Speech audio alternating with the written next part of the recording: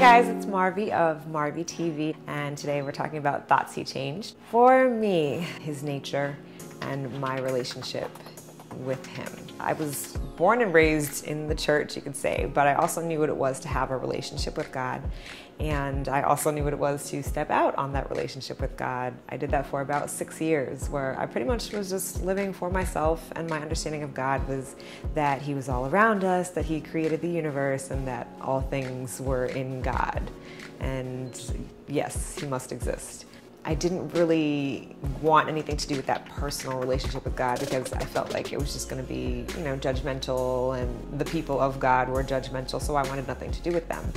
And it wasn't until later, when I was really deep in my struggle and really at a very low point in my life altogether, that I could hear God in a really personal way saying, "This is not what I created you for." And at that time, I was in relationships that I shouldn't have been in. I was depressed. I was in a relationship with a guy who was really depressed, and that was bringing me down as well, that I couldn't save him, that I couldn't fix him. And I just heard God saying, "You can't fix him because that's my job.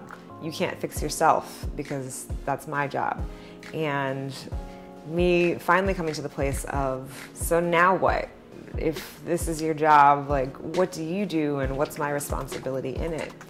And God just clearly said to me to love me with all of your heart, your soul, and your mind, and your strength. And you do that by being obedient.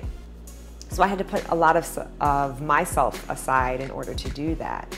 And He just really changed my thoughts for Him and for me when I realized that whole chapter, Jeremiah 29:11, that verse that talks about having a plan for me, a plan to prosper me, and not in the prosperity gospel, I'm gonna give you lots of money because trust and believe I am still broke, but in the sense that I'm not doing things that are destructive anymore, because He says that His plans are not to harm me, but to give me a hope and a future. And it came to me realizing that the things that I was doing were not lending themselves to creating a future for me that would honor and glorify God. It was, in my head, beneficial to me because I was living for myself, but A, it was not giving God glory, and B, it was actually just very self-destructive.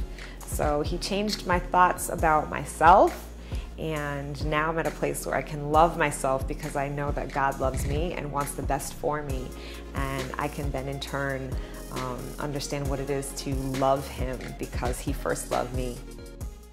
To hear more testimonies of thoughts God changed, visit www.thoughtsofredemption.com.